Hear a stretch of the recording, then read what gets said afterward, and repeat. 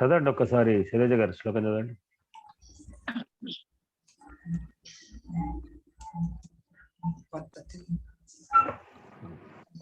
ఏతావదుత్వా ప్రతియాతు కామం శిష్యం మహర్షే నృపతిం విసిజ్య కిం వస్తు విద్వన్ గురవే ప్రదేయం త్వయా కియద్వేది తమన్వయుక్త.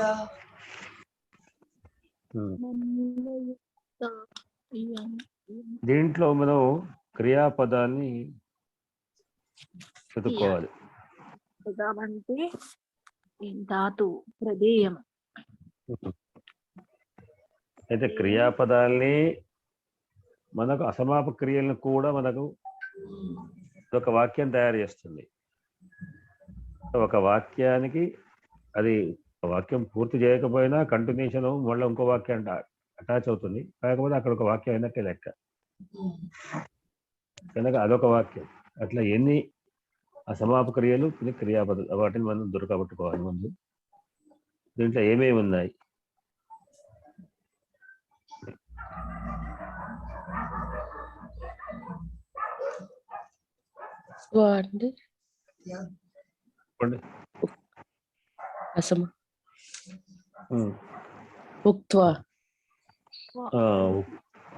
ఉక్త్వా అనేది ఒకటి, పలికి అనేది ఒకటి. అంటే పలికి అనేటువంటి అప్పటివరకు పలికాడు అనేటువంటి పదం మనకు ఒక వాక్యం అయినట్లు లెక్క. కాకపోతే పలికి ఇంకా కంటిన్యూషన్ లో మనం ఇంకో వాక్యం చెప్పుకుంటున్నాం. రెండు వాక్యాన్ని కలపడంలో అసమాపకం అవుతుంది అది. కానీ ఒక వాక్యం అప్పటికి ఉన్నది, ఇంకో వాక్యం కలుపుతున్నాం. రెండు వాక్యం కంటిన్యూషన్ ఒకే సమయం జరిగే కనుక ఇది చెప్పి అది జరగడం అనే అర్థం అవుతుంది. కనుక ఉక్త్వా ఒక వాక్యం, నిషిధ్య ఒక వాక్యం, ఒక అసమాప క్రియ. తర్వాత అన్వయుక్త ఒకటి ఉంది. కాకపోతే గురవే ప్రదేయంలో ఇక్కడ మనం ప్రదేయం కూడా తీసుకోవచ్చు, ఇవ్వదగినది. అది వాక్యంకు మన ఏదైనా క్రియాపదం లేనటువంటి వాక్యంగా మనం అవసరం ఉంటుంది. ఎందుకంటే 4 మనకు వస్తున్నాయి. ఉక్త్వా అంటే పలికి, ఇప్పుడు నిషిధ్య పలికి, ఇవన్నిటికీ కర్త ఒకటే అవుతాడు. అంటే ఈ అసమాక్రియ ఏం చేస్తున్నాయి? క్రియ కర్తను ఒక్కడే చేస్తున్నాడు. అతడు పలికి అతడు చూసి వెళ్ళేది అంటే చూచుడు వెళ్ళుడు ఒకటే అవుతాడు. ఈ అసమాప క్రియకు అసమాప క్రియ ఇంకో క్రియాపదకు కర్త ఒకటే అవుతాడు. కనుక ఉక్త్వా నిషిధ్య అన్వయుక్త అప్పుడు అన్వయుక్త ఈ మూడే నిజానికి. నిషిద్ధ అంటే అంతర్భాగం మనకు వస్తుంది. అన్వయుక్త ఈ మూడింటికి ఎవరు కహ ఒక పుంలింగంలో తీసుకోవాలి, ప్రధాన భక్తులు తీసుకోవాలి.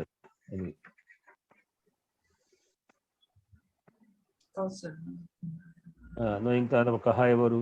కహ అంటే ప్రధాన భక్తులు ఏమేమి ఉన్నాయి దీంట్లో అంటే ఏతావతు ఉక్త్వా ప్రతియాతు కామం. ఉక్త్వా అక్కడ ఇంకొకటి ఉక్త్వాకు మన గమ్మత్ ఏమవుతుంది ఉక్త్వాకు దీనికి వేరే అవుతుంది. ఇది ఉక్త్వా విశేషణ లేకపోతుంది. ఏతావత్ ఉక్త్వా ప్రతియాతు కామం. ఏతావత్ ఉక్త్వా అంటే ఇంతవరకు పలికి అని అర్థం. ప్రతియాతు కామంకు అది సిద్ధం అవుతుంది. ప్రతియాతు కామం. యాతు అంటే యాతు అనేది 9 ప్రత్యయమే. ప్రతియాతు కామం అంటే వెళ్ళుటకు కామం కోరిక గలవాడు. కామం అంటే కోరిక, అంటే వెళ్ళుటకు అని అర్థం. చెప్పుకున్న 9 ప్రత్యయానికి ప్రతియాత్తు కామం. ఈ విధంగా పలికి వెళ్ళాలనుకుంటున్నాడు. ఇక్కడ అంటే ఈ కర్త వేరే వెనక శ్లోకాల్లో చెప్పినటువంటి వాడు ఈ విధంగా చెప్పి అన్నమాట. అని ఎవరు చెప్పారు? కౌత్సుడు. ప్రతియాతు కామం, కామ ద్వితీయ భక్తి. శిష్యం ఎవరు? శిష్యుడు. శిష్యుడు అంటే ఎవరి శిష్యుడు? మహర్షి యొక్క శిష్యుడు. మహర్షి యొక్క శిష్యుడిని ఇంతవరకు పలికి వెళ్ళాలనుకునేటువంటి మహర్షి యొక్క శిష్యుణ్ణి నిషిధ్య. ఇక్కడ మన కర్తవ్యం నిషిధ్య అంటే నిషేధించి. ఎవరు నిషేధించి?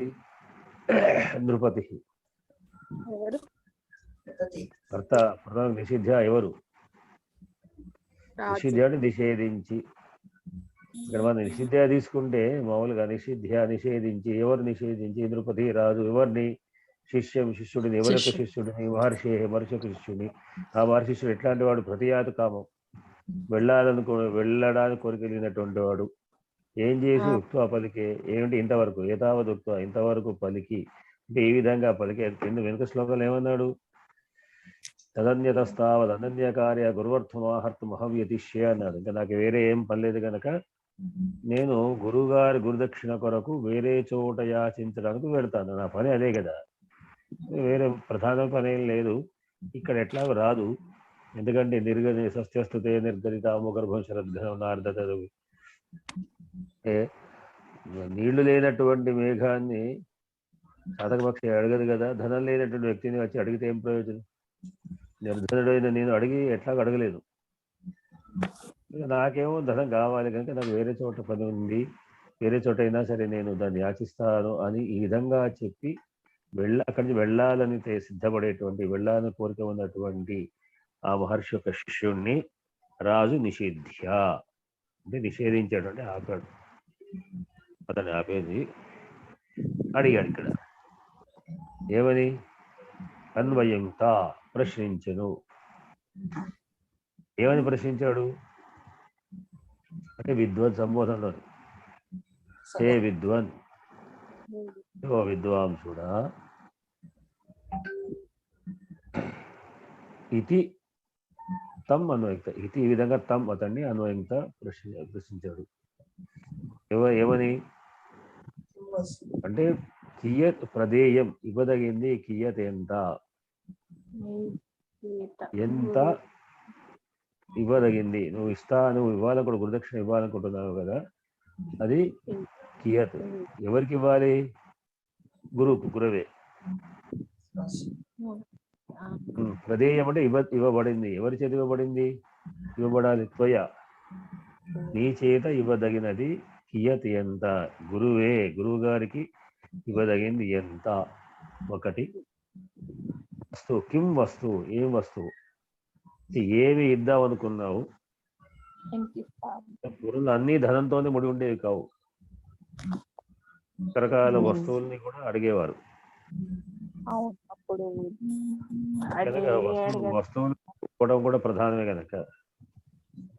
వేరే ఇంకొక మహాభారత కథప్పుడు ఇదే ప్రకారంగా శిష్యుణ్ణి అడుగుతారు గురువు. ఉత్తంకోపాఖ్యానం ఉత్తంకోపాఖ్యానం చెప్తుంటారు. దాంట్లో గురువుగారికి మీరు దక్షిణ ఏమి వచ్చుకోవాలి అంటే, అప్పుడు గురువుగారు నాకేం అవసరం లేదు కానీ గురుపత్నికి ఏమైనా అవసరం ఉంటుందో అడిగి వెళ్ళు అన్నాడు. అంటే గురుపత్ని అడిగితే ఆమె ఏమందంటే, నేను ఏదో కార్యక్రమంలో రాజుగారి భార్యను చూశాను, ఆమె కుండలాలు ధరించి ఆ కుండలాలు నాకు కావాలి అంది. రాజుగారి కుండలాలు అదే ఉత్తంకో భారతంలో వస్తుంది. భారతంలో వస్తుందా ఇది? భారతంలో కనుక అదే విధంగా అది అట్లా వస్తువులు ఏది కావాలి అంటే అది ఆ ఫలానాది కాదు తీసుకొచ్చి ఈ విధంగా. కనుక ఇప్పుడు ఏం వస్తువు, ఏ విధమైన వస్తువును, ఎటువంటి వస్తువును, ఎంత ఇవ్వాలి, అది కూడా అది చెప్పు అని ఈయన అడిగాడు. శ్లోకంలో భావం ఏంటి అంటే, ఈ ప్రకారంగా వెనక శ్లోకాల ప్రకారంగా చెప్పినటువంటి యొక్క చెప్పి నిరుత్సాహంతో వెళ్ళబోతున్నటువంటి మహర్షి శిష్యుడైనటువంటి కౌత్సుడిని రాజు ఆపి, కంసుడా, నీవు గురువు గారికి ఇవ్వాల్సినటువంటి వస్తువు ఏమిటి, ఎంత ఇవ్వాలి? గురవే ప్రదేయం వస్తు కిం వస్తు కియత్, ఎంతది ఇవ్వాలి అని అడిగాడు. ఇది శ్లోకంలోని ప్రతిపదార్థం సరే కదా. ఏతావత్ ఉక్త్వా ప్రతియాతు కామం మహర్షేః శిష్యం నృపతిః నిషిధ్య తం అతడిని హే విద్వన్ ఓ విద్వాంసురా గురవే గురుగారికి కిం వస్తువు కిం వస్తువు ఏ వస్తువు ప్రదేయం ఇవ్వదగింది కియద్ వా ఎంతనో అని ఎంతయా ఇది అని అన్వయంగా ప్రశ్నించను అనేది శ్లోకంలో అర్థం. నువ్వు ఇవ్వదగింది ఏమిటో చెప్పు అని అన్నాడు. దీంట్లో మనం చెప్పుకోవాల్సిన ఏమిటి శబ్దాలు చెప్పుకున్నాం. సమాసాలు చెప్పుకుందాం మనం. ఏతావత్ ఉక్త్వా, ఏతావత్ అంటే ఏతావత్తుల తకారానికి ఉక్త్వా ఉంది కనుక దకారం ఏతావద్ ఉక్త్వా అయింది, జస్ట్ వస్తుంది.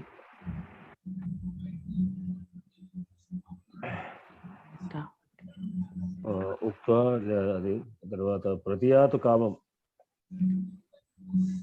ప్రతియాతు అనేటువంటిది అంటే వెళ్ళటానికి కొరకు అనేటువంటి తుమ్మును ప్రత్యయం. అది ప్రతియాతుం కామం అంటే కామ కోరిక.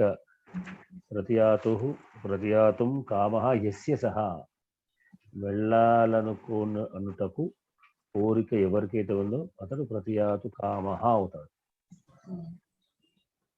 ద్వితీయ వ్యక్తిగా తం ప్రతియాతు కామం.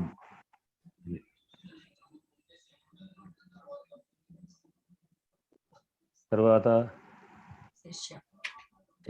శిష్యం మహర్షి మహాన్ చాసు ఋషిశ్చ. ఇది విశేష పూర్వపదం. అంటే మహాన్ అంటే గొప్పనైనటువంటి ఋషి.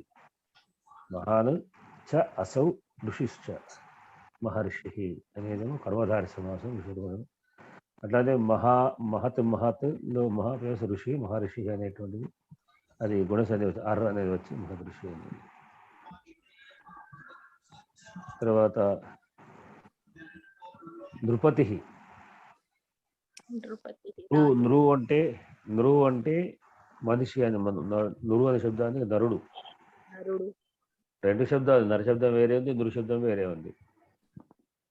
నృహరి నరహరి. గమ్మత్ ఏమిటి? నరహ నరవు నరాహ అనేది నరశబ్దం. నరహ అంటే ఏకవచనం అవుతుంది. నృశబ్దంలో నా నరవు నరహ, నరహ అంటే బహువచనం అవుతుంది. శుద్ధ నా నరవు నరహ. సరే, ఇక్కడ ప్రాతిపదిక నరుల యొక్క నృణాం అంటే పతి. నృణాం పతి నరపతి అంటే నరుల యొక్క పతి అనేది షష్ఠి తత్పురుష సమాసం. తర్వాత కిం వస్తు విద్వన్ గురవే ప్రదేయం త్వయా కియత్ వా ఇది. యత్ వా కియద్ వా యద్ జస్ట్ సంధి. వా ఇది వేతి. ఇది వా ఇది వేతి అనేది గుణసంధి. ఈ సంధులు అర్థమవుతాయి కదా మీకు? అర్థమవుతాయి. అర్థం కానప్పుడు అడగండి.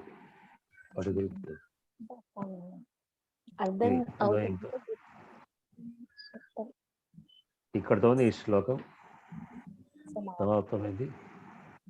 శ్రీదేవి గారు చదవండి కదా శ్లోకం, నేను ముగింపుగా. ఈ శ్లోకం అయిపోయి కొత్త శ్లోకం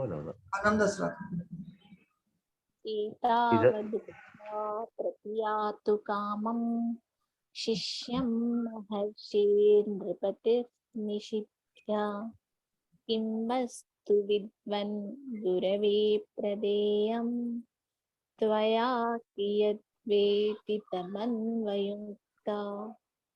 అయిపోయింది. మళ్ళీ నెక్స్ట్ 19వ శ్లోకం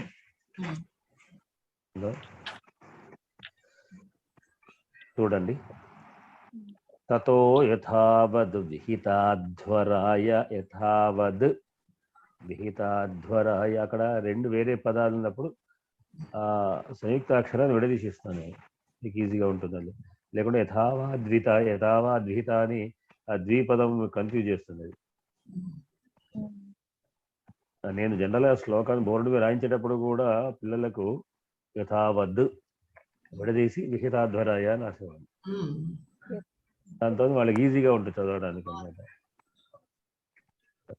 యతతో యథావద్ విహితాధ్వరాయ తస్మై స్మయావేశ వివర్జితాయ వర్ణాశ్రమాణాం గురవే సవర్ణీ విచక్షణం ప్రస్తుతమాచచక్షే తతో యథావద్ విహితాధ్వరాయ తస్మై స్మయావేశ వివర్జితాయ వర్ణాశ్రమాణాం గురవే సవర్ణీ విచక్షణం ప్రస్తుతమాచచక్షే. విచక్షణం ప్రస్తుతమాచచక్షే. గారు చదవండి.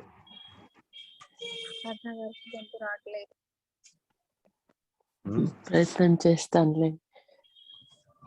తతో యథావద్విహితాధ్వరాయ తస్మై స్మయావేశ వివర్జితాయ వర్ణాశ్రమాణాం గురవే సవర్ణీ విచక్షణం ప్రస్తుతమావచక్షే.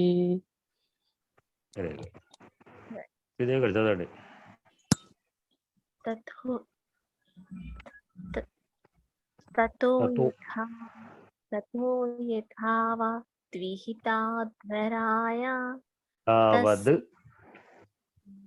తతో యథావద్విహితాధ్వరాయ తస్మై స్మయావేశ వివర్జితాయ వర్ణాశ్రమాణాం గురవే సవర్ణీ విచక్షణం ప్రస్తుతమావచక్షే.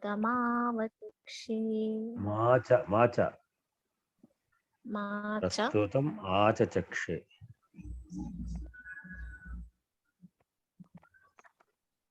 ఇదే శైలజ గారు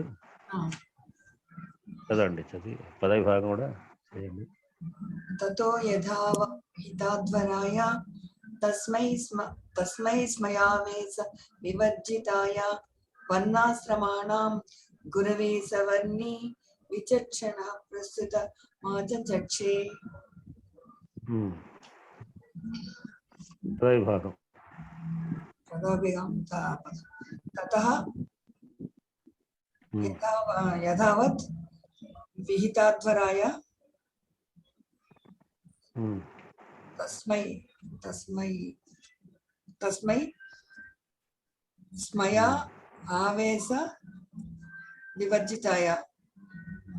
తస్మై ఒకటి. తస్మై స్మయా ఆవేశ వివర్జిత ఒకటి. ఆవేశ వివర్జితాయ. స్మయావేశ వివర్జితాయ.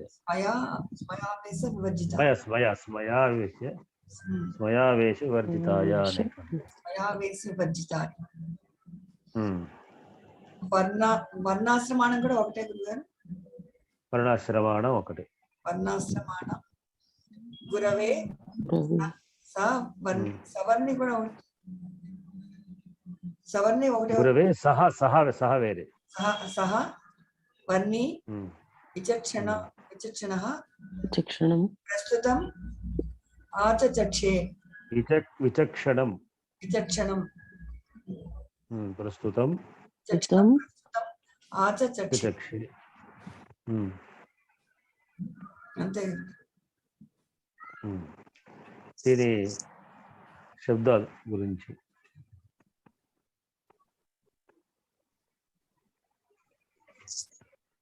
తతః అవ్యయం గురుగారు. తతః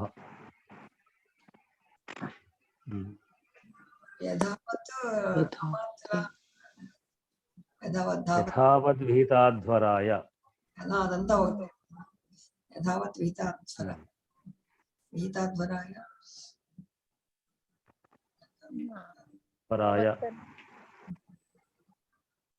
ఇది విహితాధ్వరాయ చతుర్థి అధ్వరాభ్యాం అధ్వరాభ్యాం అధ్వరేభ్యః మొత్తం చెప్పక్కర్లే, లాస్ట్ ఉన్న పదం అక్కడే మాత్రం విభక్తం అని చెప్పి. ఎందుకంటే సమాస భేద కూడా ఒక్కొక్కటి 2 పాదాల మధ్య కూడా ఉంటాయి, అంత వరకు చెప్పడం కష్టం. ఆ చివరి పదాన్ని తీసుకొని అది మాత్రమే మనం చెప్తే. విజయ్ కుమార్ గారు వచ్చారా? నమస్కారం సార్. మీరు కొద్దిగా రాలేకపోయినాను, కొద్దిగా ఈ పని ఒత్తిడి వల్ల కొద్దిగా. అదే మేము అనుకుంటున్నాం, మీరు కొత్త దాంట్లో జాబ్లోకి వెళ్ళారు. కర్నూలా ఎక్కడ? కర్నూలులోనే ఉండేది. ఈ తిరుగుతుంటా అనమాట, ఈ రాయల అంటే అనంతపూరు, కర్నూలు, కడప, చిత్తూరు అన్ని తిరుగుతుంటా అనమాట. సరే చెప్పండి. తర్వాత అధ్వరాయ అయిపోయింది. వివర్జితాయ. తస్మై వేరే. తస్మై ఉంది. తస్మై తాభ్యై తేభ్యః. అది ఓకే. తకారాంత పుల్లింగం చతుర్థి ఏకవచనం. తచ్చబ్దం తకారాంత పుల్లింగం చతుర్థి ఏకవచనం. ఓకే. చతుర్థి ఏకవచనం. తర్వాత అయా ఆవేశ వివర్జితాయ. ఇదంతా ఒకటే. అవును. ఇది తెలియదు. వివర్జితాయ తీసుకుంటే వివర్జితాభ్యాం వివర్జితేభ్యః. ఓకే సరే. వివర్జితాయ చతుర్థి ఏకవచనం. చతుర్థి ఏకవచనం. ఇప్పుడు చతుర్థి ఎన్ని వచ్చాయి? 3 వచ్చాయి. 3 వచ్చాయి అప్పుడు గురువు. ఈ 3 కూడా చతుర్థిలే. ఓకే. సరే. తర్వాత వర్ణాశ్రమాణం. వర్ణాశ్రమాణం ఇది షష్ఠి అవుతున్నాం గారు. అంతే, షష్ఠి మేడం. వర్ణాశ్రమస్య వర్ణాశ్రమాణం. వర్ణాశ్రమయోః వర్ణాశ్రమాణం.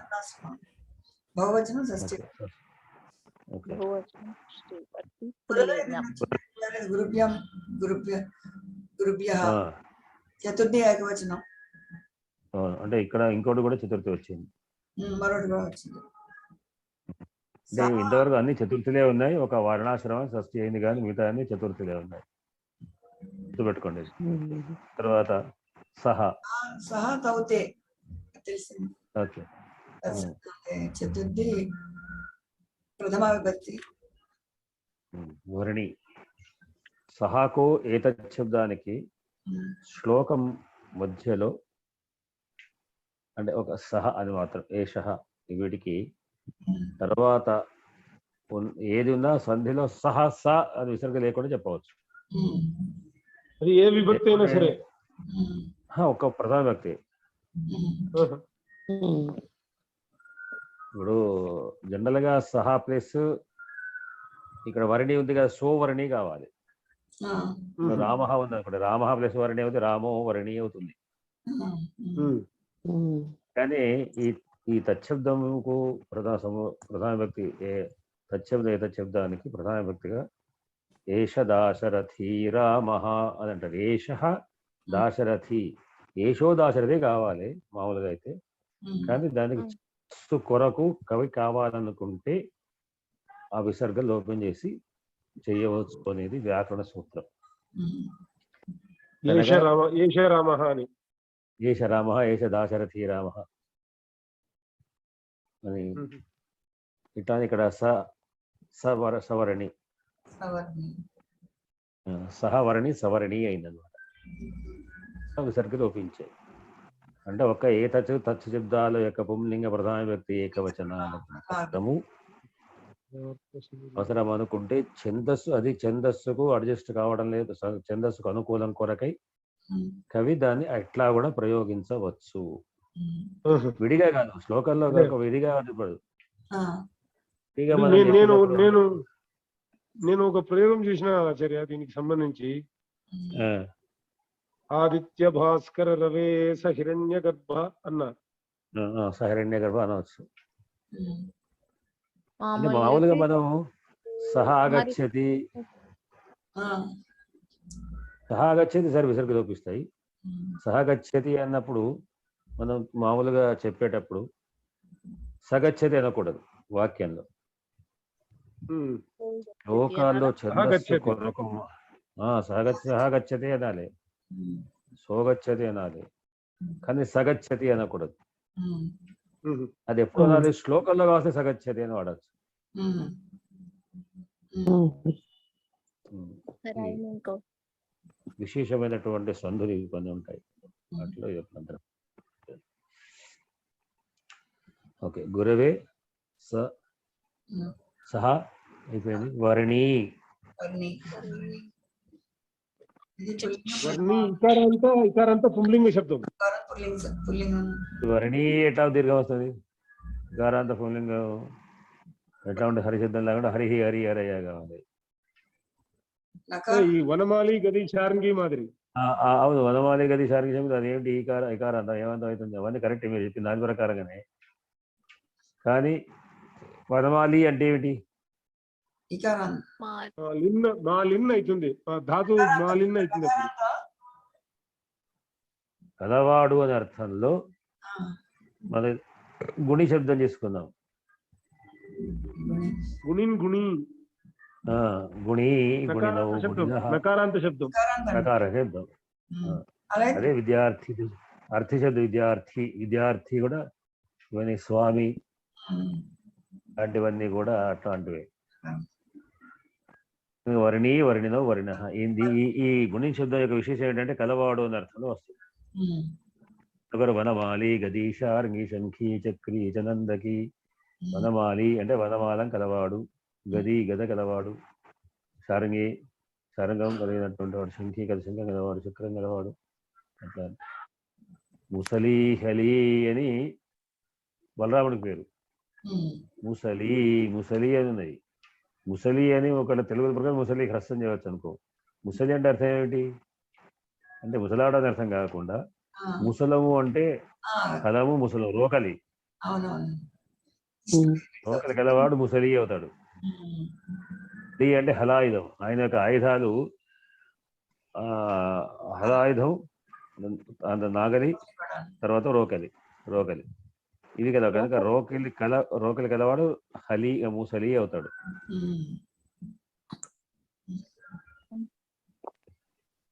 ఇక్కడ కలవాడు అర్థంలో ఈకారాంతం నకారాంతం. ఇదే మళ్ళీ దీన్ని స్త్రీలింగం చేసుకునేటప్పుడు వర్ణిన్ అని నకారాంతం కనుక దానికి మళ్ళీ ఈకారం చేసి వర్ణిని అవుతుంది. విద్యార్థిని అని ఈ విధంగా మనం అన్ని ఈకారాంతం చేస్తాం. నకారాంతాలు, ఈ నకారాంత ఈ శబ్దాలన్నీ కూడా దాదాపుగా నకారానికి ఇవన్నీ కూడా స్త్రీలింగంలో వాడి ఈకారాంతాలు అవుతాయి అని. నకారాంత ప్రాయశః స్త్రీలింగే ఈకారాంతా భవంతి అని ఇంగ్లీష్ ప్రత్యయం వచ్చి ఈకారాంతాలుగా అవుతాయి అన్నమాట. ఇప్పుడు వర్ణిని విద్యార్థిని అంటాం. విద్యార్థిని అన్నప్పుడు విద్యార్థిని శబ్దం ఇక్కడ విద్యార్థిని అయింది. విద్యార్థిని శబ్దం నకారంతో విద్యార్థి అని మనం ప్రధాన విద్యార్థి అంటాం. విద్యార్థి. ఓకే, వర్ణినో వర్ణిన అనేటువంటిది వర్ణిని శబ్దం ఒక పుంలింగ ప్రధాన వ్యక్తి ఏకవచనం నకారాంతం. తర్వాత విచక్షణం. ఇది అకారాంత పుల్లింగం. అకారాంత పుల్లింగం ప్రథమ విభక్తి. విచక్షణం కదా, ద్వితీయ కదా. ద్వితీయ విచక్షణం.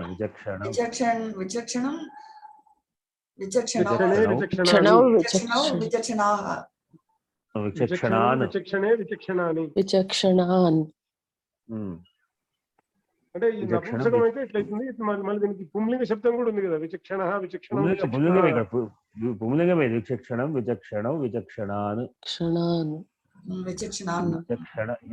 అంటే మీరు అన్నట్టుగా నపుంసకలింగం అయితే విచక్షణం అనే నపుంసకలింగం తీసుకుంటే విచక్షణ అని అవుతుంది. ప్రస్తుతం ఇది పుంలింగ శబ్దంలో మనం విచక్షణ అని. తర్వాత ప్రస్తుతం ఇది అంటే ఇది స్తుతం అనేటువంటి స్తూ ధాతువునకు ప్రతి స్తుతమైంది. దాని యొక్క పురాపసరకు ప్రస్తుతమైంది. ఆ ప్రస్తుతం అనేటువంటిది ఇక్కడ ప్రధాన వ్యక్తి అవుతుంది. ప్రస్తుతం, ప్రస్తుతే, ప్రస్తుతాని అనేటువంటిది మనం చెప్పుకోవాలి. అంటే తంతేతానిలా కాదు, తంతేతాని తెచ్చేద్దామని. జ్ఞానం జ్ఞాన శబ్దం ఇలా జ్ఞానం జ్ఞానే జ్ఞానాన్ని ఆ, అంటే ఒకేలాగా ఉన్నప్పటికీ అది తచ్చబ్దం ఇది వేరే, ఆ తచ్చబ్దం మళ్ళీ రూపాలు వేరే రకంగా ఉంటాయి. అది కదా ఆ, ఇది ఇంకోటి తంతేత పుంలింగం, ఇది నపుంసకలింగం తపస్సులే. జ్ఞాన శబ్దం లాగా. భక్తియా ఆచచక్ష తర్వాత ఆచచక్షి అనేది ధాతు, ధాతు. ఆ ఉపసర్గము, ఆ ఉపసర్గ ధాతు. ఇది చక్షిణ్ అనేటువంటి ధాతు.